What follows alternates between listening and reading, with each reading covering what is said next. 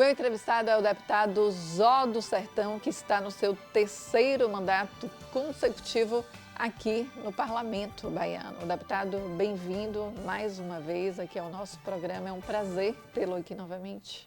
Prazer é meu, Fernanda, estar aqui mais uma vez para a gente falar sobre esses mandatos, né? Sobre essa história aqui no Parlamento Baiano e sobre problemas da nossa região. Então, é um prazer estar aqui com vocês mais uma vez. Já que o senhor falou a respeito dos problemas na região, eu vou pegar esse gancho e falar desse problema que foi esse tarifaço, né, de Donald Trump de 50%. Aí o meu questionamento é a respeito de Juazeiro. Juazeiro, que ali é o coração na exportação de manga aqui no estado da Bahia, acho que é o maior exportador de todo o estado baiano. E como o senhor recebeu essa notícia, deputado? Olha, a princípio, quando a gente recebeu essa notícia do tarifaço, foi um impacto muito maior, porque ele impactava em toda a cadeia produtiva de exportação para os Estados Unidos. Apesar da balança comercial brasileira, a gente importar mais do que exportar para os Estados Unidos, houve a preocupação porque diversos setores seriam afetados. Foram tirados praticamente 700 produtos do tarifaço. A manga, aliás, as frutas ainda permanecem, exceto a laranja, né? Mas o suco da laranja, mas manga e a uva, que são os principais produtos que nós exportamos, além de melão, né? Lá na região, eles ficam tarifados em 50%. Isso não implica que nós não exportaremos para os Estados Unidos. Algumas casas comerciais dos Estados Unidos, alguns segmentos continuarão pegando, porque o nosso principal concorrente, quando a gente sobe essa tarifa para os Estados Unidos, é o México e alguns países da América Central, que não têm essa tarifa de 50%, que ficam próximo muito mais perto dos Estados Unidos que nós. Só que eles não têm a qualidade da fruta que o Vale do São Francisco tem. O clima nosso, a oferta de água e o nosso clima tropical seco nos faz colocar frutas na qualidade que nenhum lugar do mundo coloca. Então, nós já temos essa produção em termos de coloração, em termos de questões sanitárias. Então, nós temos toda uma qualidade que abre esse mercado mundial para a gente. Isso não significa, a gente estima que entre 20% e 50% do volume exportado para os Estados Unidos será prejudicado. E a gente tem essa preocupação porque o mercado americano, ele consome nossa fruta não é o ano todo. Até pega alguma coisa fora desse período, mas o período em que a gente tem como janela, que a gente chama do mercado americano, vai da primeira semana de agosto à terceira semana de outubro. Ou seja, são 11 semanas, 12 semanas de exportação para os Estados Unidos. E esse tarifaço começou justamente no dia 1º de agosto. 1º de agosto. E o que acontece? Foi um anúncio em torno de 30 dias para se começar o tarifaço. Nós não tínhamos como trabalhar nesse período um outro mercado de exportação para um volume grande de frutas que é produzido nesse período. E o que aconteceu? Nós estamos tentando fazer outros encaminhamentos. O governo federal, o governo estadual, os produtores, eu tenho conversado bastante com o produtor, eu também. Quais outros encaminhamentos, deputado? Qual seria essa solução para amenizar? Eu também fui produtor de fruta, sou técnico e trabalhei muito tempo na área de exportação, na área de produção e exportação de manga, principalmente, porque manga, você disse que Juazeiro é o principal exportador de manga. 90% da manga exportada do país, ela vem do Vale do São Francisco. E 95% da uva exportada pelo Brasil é do Vale do São Francisco.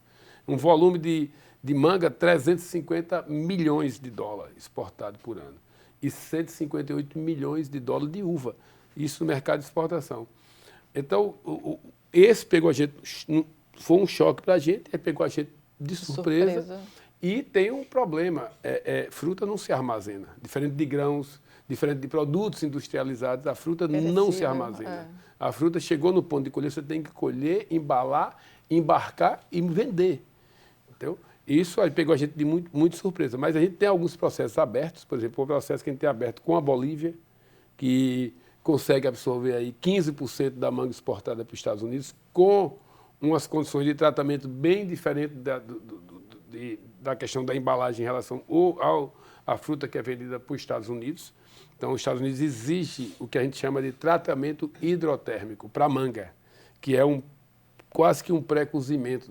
Ela é imergida, ela é imersa numa água com temperatura, acho que em torno de 70 graus, 60, porque ela passa um período, ela passa e ela vai para o tratamento da mosca das frutas, para que nenhuma larva vá para o mercado americano, já que a gente tem a mosca das frutas aqui, que a gente faz controle, faz monitoramentos, tudo é um processo que é feito no campo. Isso aí, deputado, só interrompendo, é uma produção em grande escala, né? Então, Enorme. são os grandes produtores e os pequenos produtores, porque afetou não só os grandes, mas os pequenos produtores também, né? O senhor foi muito procurado por associações? Isso, olha, se você pegar a cadeia de produção de frutas no Vale do São Francisco, diferente da produção de grãos, que é a região de Barreiras e outras regiões do país, aqui na Bahia, a região de Barreiras, o cara tem área de 50, 20, 30, 40, 50, 100 mil hectares de área produzida todo com máquina. Nós não temos nenhum produtor lá que talvez tenha ultrapasse 2 mil hectares de manga, de uva, grandes produtores que têm conglomerados de fazenda. Mas dificilmente os produtores lá vão ter, as maiores fazendas vão ter 700 mil hectares, mas ela é composto basicamente de médios e pequenos produtores. O projeto Maniçoba em Juazeiro é o maior produtor de manga de Juazeiro e da região em termos de área de projeto específico. O projeto Nilo Coelho já tem mais uva, que é em Petrolina. Então, nesse processo, o pequeno produtor também exporta. Ou ele exporta, o pequeno e médio ele exporta para a Europa, direto, ou para outros países, ou ele exporta para os Estados Unidos através de galpões. Também tem exportadores médios, que é através de galpões de tratamento endotérmico de grandes empresas. Então, quando você fala em grande empresa na região, é uma empresa de 2 mil hectares. Entendeu? Porque a fruticultura, diferente do grão, ela depende muito de mão de obra. A uva é praticamente uma fruta artesanal. Ela passa por mais de 25 processos, entre a poda até a colheita. Entendeu? Então, é um processo meio que até certo ponto artesanal. E ele gera bastante emprego. São 260 mil empregos na cadeia inteira da fruticultura no Vale do São Francisco, diretos. Se você imaginar isso, entre galpão, embalagem, embarque, produção, colheita, é um volume grande de empregos. Então, essa é a preocupação. Além da preocupação porque se o produtor não tiver, nós tínhamos preço de manga entre R$ 4 e R$ 6. Hoje ele está entre 1 e 2, pouco mais de R$ 2 em alguns aspectos. Eu vi que em alguns lugares, deputado, chega a 80 centavos. Já estão falando nesse aspecto também, muita especulação também, que quando há esse tarifaço, aí vem toda uma especulação, vem a questão de compradores também se aproveitam do momento para negociar lá embaixo o preço. Há um desespero também de quem produziu. O que é que eu vou fazer com minha fruta que está no pé? A minha fruta vai chegar, a manga ela vai ter, dependendo de variedades, entre a florada e a produção é 120, e algumas 120 dias para colher entre a florada e a colheita, e algumas outras variedades até 180 dias. E nesse desespero do produtor, muitas vezes até cede, baixa mais o preço ainda para se livrar. Então, né? Se tiver em 80 centavos, não paga o custo. Abaixo de R$1, com certeza não paga o custo, por mais que esse produtor consiga fazer um custo austero, um custo baixo. Então, o que é que a gente tem que fazer? O governo federal já sinalizou com compra de fruta para merenda escolar e para programas sociais. O governo do estado também fala nessa linha. Governos municipais também falam nessa linha, e a gente tem que pensar em governos municipais não só do Vale do São Francisco, outros governos também de outras regiões podem fazer esse gesto para, inclusive, ajudar a região. Mas nós temos que abrir novos mercados emergencialmente. E esse mercado que a gente pode abrir é o mercado da América do Sul, o mercado do Mercosul, porque nós temos 4 países que recebem frutas nossa, que é Argentina, Chile, Uruguai e Paraguai.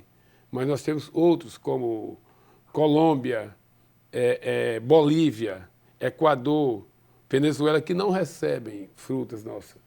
E a gente tem um processo encaminhado para a Bolívia, que, segundo informações que eu tenho recebido, deve absorver em torno de 15% dessa manga que é levada para os Estados Unidos, com um custo mais barato de embalagem. E nos Estados Unidos, geralmente, era 20% a 25%, né? Já diminui Se um você pouquinho o prejuízo. Né? diminui, já abre o mercado. Porque diz que a expectativa é que, né, essa frustração é que há um desperdício de 50 toneladas, né, de manga. A gente ou mais, tem uma preocupação, né, de ter um volume enorme no mercado interno. Entendi. Nós temos um mercado interno forte.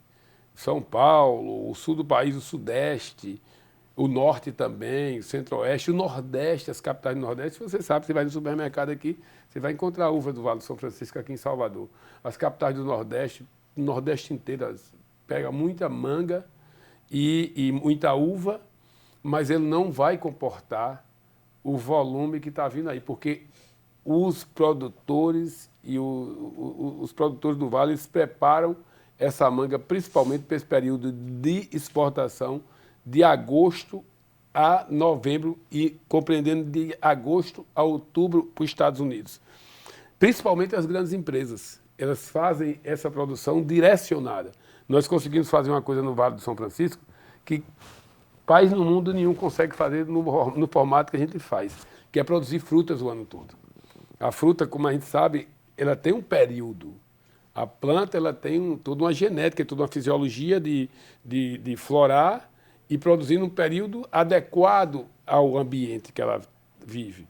E manga era assim, uva é assim, são assim. A gente consegue tecnicamente fazer com que a gente escalone essa produção durante o ano todo.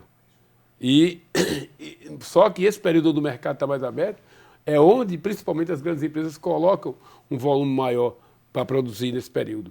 E é esse volume que o mercado interno e o mercado que está aberto aí de Europa e uma parte da América do Sul e uma parte da Ásia não comporta esse volume. O senhor acredita que os Estados Unidos pode retirar a manga desse tarifaço, recuar, deputado? Acho inclusive porque é uma birra política. Uma birra política, é um processo de lesa-pátria, isso é um processo antinacionalista, anti-Brasil, e que está prejudicando, inclusive, a economia dos Estados Unidos.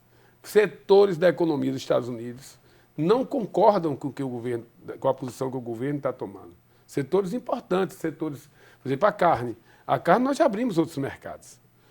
Aumentamos o mercado na América do Sul, o mercado asiático, nós estamos abrindo mercado em outros espaços e daqui a pouco vamos imaginar o México. Vamos imaginar que quando os Estados Unidos vierem comprar carne, nós já abrimos outros mercados aqui, fizemos outros contratos. Daqui a pouco, se a gente faz um contrato de uva ou de manga em outro lugar, contratos são contratos, eles têm que ser cumpridos. Entendeu? A gente não vai conseguir comprar porque não compensa, talvez, o cara não quer importar manga com a tarifa de 50%, se ele talvez consiga pegar em outro lugar, ou se talvez para vender lá fique mais complicado, fique mais caro, o mercado não tolere essa majoração do preço. Mas, por exemplo, parte dos Estados Unidos vai continuar, vai pegar ainda manga nossa, mesmo com esse tarifaço. Eu acredito que sim, porque eles já recuaram em outros produtos. Recuaram em produtos porque o próprio mercado falou sobre isso. O mercado de comida, de sanduíche dos Estados Unidos, reclamou muito por causa da carne. É com a nossa carne que eles fazem as carnes de hambúrguer e de outros tipos de material que faz o sanduíche nos Estados Unidos. Então, o suco de laranja, eles reclamaram. O norte-americano consome muito suco de laranja. Então, frutas eles consomem muito. E a gente tem que trabalhar, além de tudo isso, trabalhar porque o brasileiro consome muito pouca fruta. A gente tem que trabalhar essa possibilidade e fazer campanhas. Aí, educacional também. A associação de produtores da área de produção de frutas, os governos, a sociedade em si precisa fazer, se fizer essa campanha, para que a sociedade comece, se o brasileiro dobrasse o consumo de fruta, talvez não precisasse mandar para os Estados Unidos.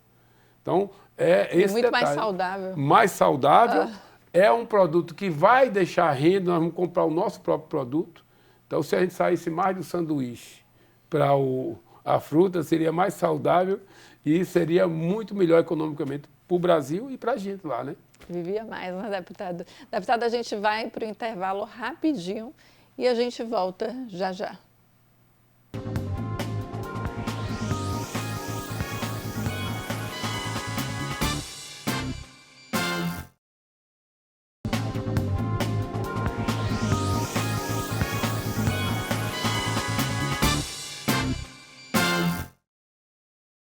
Voltamos com o deputado estadual Zó, deputado do Sertão, Zó do Sertão. Deputado, mais uma vez, bem-vindo aqui ao nosso programa, é um enorme prazer. No bloco anterior, nós conversávamos muito a respeito desse tarifaço, né, ao Brasil de 50% que os Estados Unidos determinou.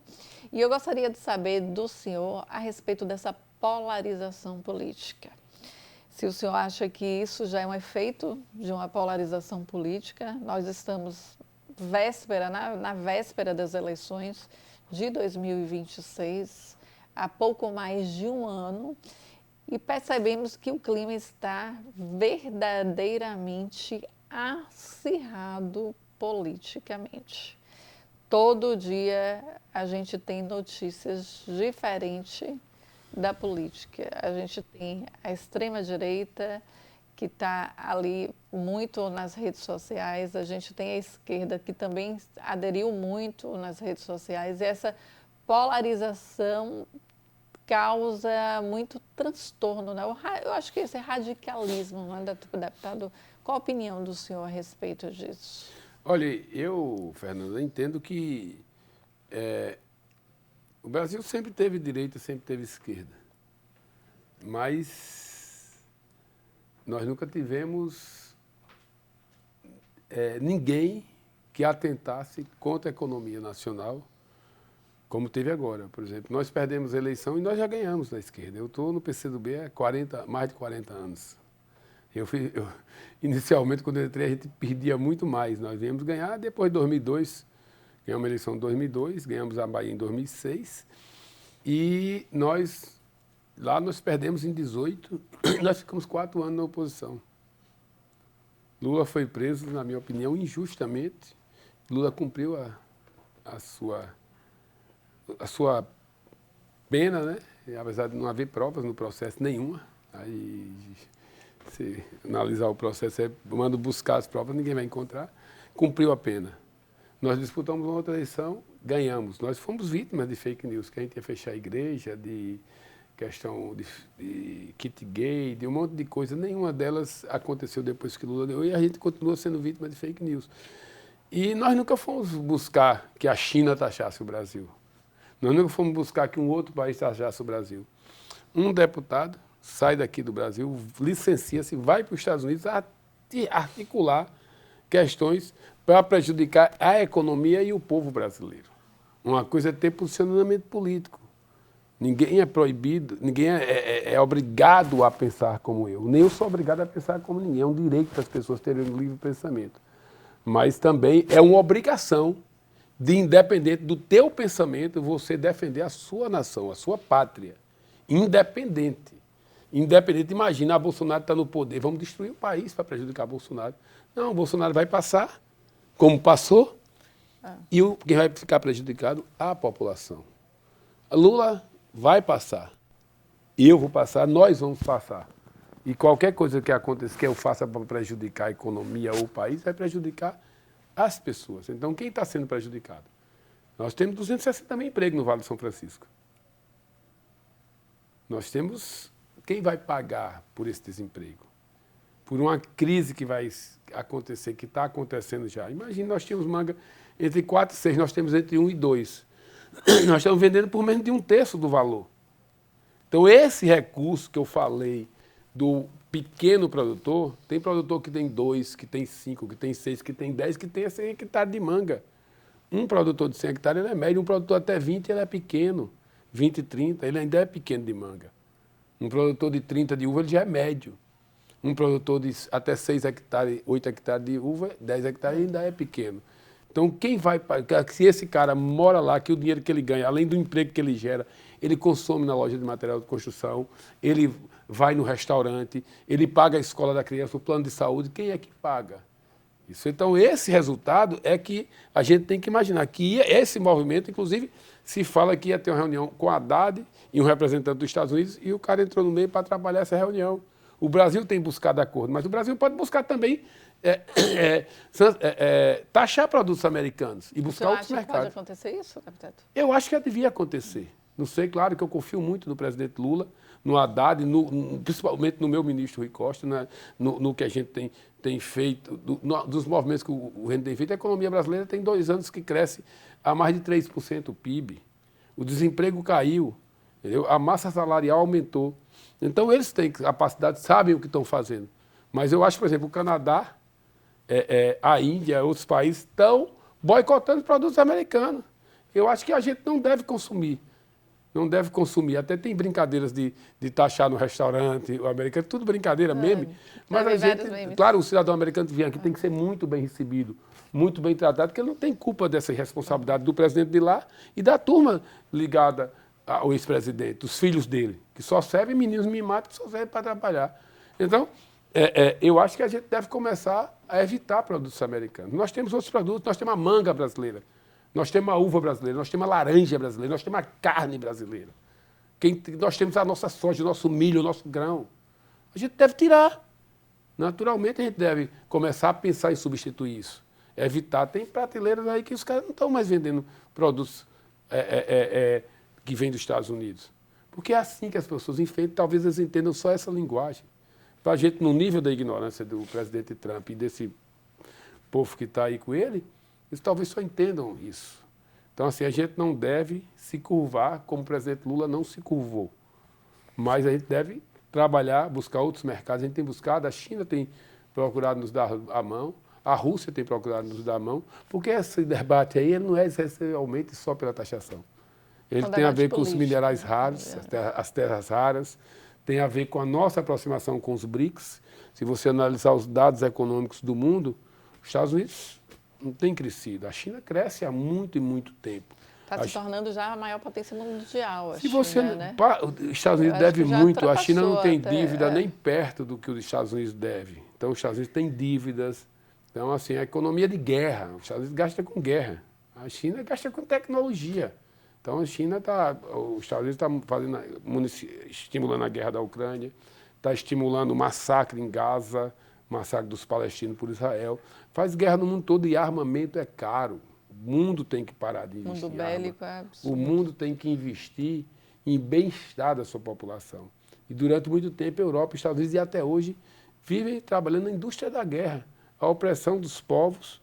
E nisso tudo, você podia estar pegando esse recurso de guerra e investindo em tecnologia, em alimentação, em educação, em saúde. Então, a China fez isso. Na China, eu estava vendo vídeos, o senhor falou da China, e aí eu me recordo aqui, que eu achei vídeos super interessantes na China. A educação chinesa. As criancinhas já de 3 anos, na escola, na creche, elas já aprendem a colocar bloquinho por bloquinho, como se estivesse pavimentando uma casa. Eles vão construindo, pegam a vassoura ali como se fosse gari, incentivando a produção, a trabalho, a organizar todo tipo, a montar um robô, a várias coisas, a construir uma piscina. Eu estava vendo, eu falei, gente, que interessante, é como se fosse uma aula prática ali já para incentivar as crianças do lado educacional. Exatamente, a gente tem que sair dessa dependência. A China tem 40 mil quilômetros de trem de alta velocidade. A gente tem que voltar para isso. Nós estamos transportando minério em ferrovia, em rodovia, estragando o pavimento. Então, assim, tem uma série de coisas que a gente precisa fazer. Acho que não há uma polarização, é buscada a polarização pela turma da extrema-direita, e há essa polarização, eles buscam isso em pautas que não interessam tanto a sociedade. A gente tem que fazer o debate na pauta econômica. A pauta econômica, eles fogem da discussão da pauta econômica, porque a pauta econômica, eles não vão ganhar nunca para a gente, porque o que a gente cresceu do PIB, o nosso PIB cresceu em um trimestre 1,4%, nos 4 anos de Bolsonaro foi o que o PIB cresceu. O senhor falou aí em polarização e também falou logo no início da sua resposta de um questionamento meu, que em 2000, e o senhor foi 4 anos oposição, e em 2006 começou a ser governo, na época que Jacques Wagner, né, foi governador do estado da Bahia. O governo fará agora em 2026, 20 anos de governo. E eu tenho conversado muito nos bastidores com oposicionistas e governistas. O senhor percebe que eu circulo muito nos bastidores aqui do poder. E os opositores estão se baseando e colocando na tese que eles vão entrar com tudo contra o governo do estado, para fazer campanha contra, a respeito do desgaste político. Eles acreditam que o desgaste que a CM teve durante 20 anos, que foi quando Jacques Wagner tomou o poder, que o governo também terá esse desgaste. O senhor acredita nisso, deputado? De forma nenhuma. Eu ando muito, principalmente no sertão. Eu não paro um final de semana, enquanto eu estou aqui na Assembleia, esses 3 dias que eu fico por aqui normalmente, segunda, terça e quarta. Estou tratando de assuntos relativos principalmente à nossa região. E os lugares onde eu ando, não há esse cansaço. Não há esse cansaço porque tem muitas realizações. Em todos os setores, se a gente for para o comparativo com o que passou, a gente vai ganhar. Infraestrutura, estradas, abastecimento de água, educação, saúde. O governo da Bahia é o governo, em volume de recursos, o segundo que mais investe durante muito tempo.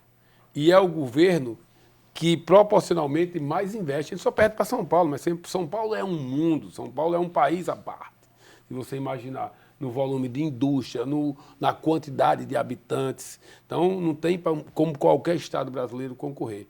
Mas o que a Bahia tem nesses 18 anos que nós temos, né, 18 anos e meio, que nós temos um volume de investimentos impressionantes. Nós estamos recebendo uma policlínica, o que foi feito de policlínicas nos 27 territórios, nós agora estamos colocando policlínicas já em outros lugares, em subpolos, vamos dizer assim. Tem um polo de Juazeiro, já estamos colocando em Remanso, IFE em Remanso. Nós temos estradas, nós não temos estradas. Eu viajei para a inauguração da ponte de Bom Jesus da Barra, com Chique-Chique, e aí são 600 quilômetros de Juazeiro para lá, não peguei 1 quilômetro de buraco na estrada.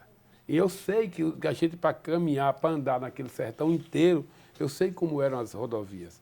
Eu sei a dificuldade de água, de energia, de programas da agricultura familiar, entendeu? Da estrutura escolar de transporte, de merenda, das policlínicas, da estrutura de saúde, da descentralização. Os hospitais regionais de Juazeiro hoje oferecem serviços diversos. Não há cansaço. Esse cansaço é uma invenção da oposição para poder puxar um debate. Cansaço a gente tem quando há um relacionamento ruim. Isso em casa, no trabalho e na política também. O nosso relacionamento do povo baiano com o governo do Estado, desde Wagner, Rui, e cada um com sua característica. E agora com o Jerônimo, que além de fazer gestão, de fazer entrega, tem uma relação de muita empatia com a população baiana.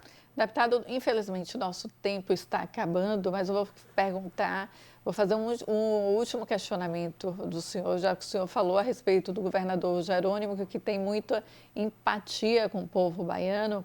Eu gostaria que o senhor comparasse o perfil dos governadores, né? Na época, Jacques Wagner, eu sempre questiono isso aqui, os deputados, governador Jacques Wagner, o perfil de Jacques Wagner, o governador Rui Costa, na época governador, e Jerônimo. Qual o perfil de cada um? Segundo os bastidores, o perfil que recebe mais os legisladores, que conversa mais com os legisladores, é o governador Jerônimo. É verdade, deputado? Olha, eu não fui deputado na época. Eu não fui deputado com Wagner. Eu tive na campanha de Wagner como militante, eu era vereador em Juazeiro, na época. Aliás, era vereador em Juazeiro, vereador de oposição na época em Juazeiro. Participei das 2 campanhas de Wagner, que ele perdeu e que ele ganhou. E não fui deputado com ele. Eu fui vereador, sempre tive uma relação muito boa com Wagner. Com Rui eu tenho muita gratidão a Rui. Muita gratidão e pelas ações que ele fez na região, pelo que ele ajudou no nosso mandato. Tenho muita gratidão. Estou pronto para a campanha dele em 2026. Muito pronto para ir para dentro. E cada um com seu perfil. O Rui era ele é muito técnico, né? Técnico, assim, um gestor muito preparado inclusive para depois de Lula ser o nosso presidente. Mas assim, eu tenho muita abertura com ele. Ele é muito prático. É muito prático, muito técnico. Ele olha detalhes de obras quando ele vai visitar. Depois de algum tempo ele lembra desse detalhe, coisa que Jerônimo também faz. Já vi em escolas isso, já vi em outras obras. Agora o Rui, ele vai ali, senta, resolve. Ele não dá tanta, ele não é tão aberto quanto Jerônimo, mas tecnicamente é perfeito, entendeu? Valoriza os seus aliados. Eu fui muito valorizado com o Rui, como sou valorizado com o Jerônimo. Eu tenho uma região que é atendida, sempre, foi bem atendida pelos três. O Sertão sempre foi Sertão foi muito penalizado pela direita, muito penalizado pelas gestões anteriores a gente. Se eu for falar, tem coisas que dá vontade de chorar. Entendeu? Eu nasci lá, eu nasci na beira do Rio São Francisco, eu nasci a 100 metros do rio. E eu sei o que era, o tamanho das dificuldades que a gente tinha lá. A gente ainda tem dificuldades, mas eram imensamente maiores. E Jerônimo é essa pessoa. Jerônimo, ele consegue dar atenção às pessoas, todas as pessoas, a gente que é deputado e as pessoas mais simples. Jerônimo recebe um documento de uma pessoa lá, depois ele retorna. Tem uma pessoa no interior de Juazeiro que ele retornou, a mulher não acreditou que era ele que estava falando.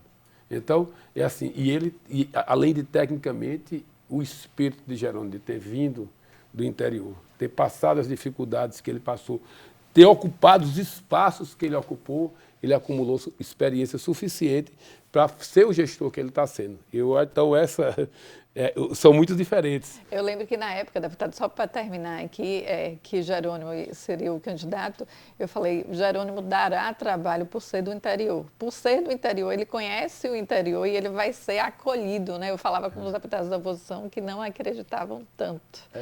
Mas, deputado, eu quero agradecer a presença do senhor aqui. Foi um enorme prazer tê-lo aqui. Infelizmente, o nosso tempo acabou.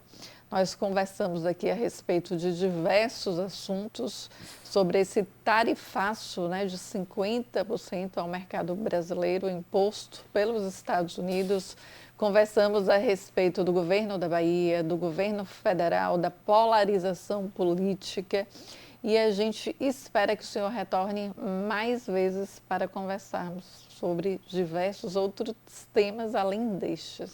Eu agradeço o espaço, Fernanda.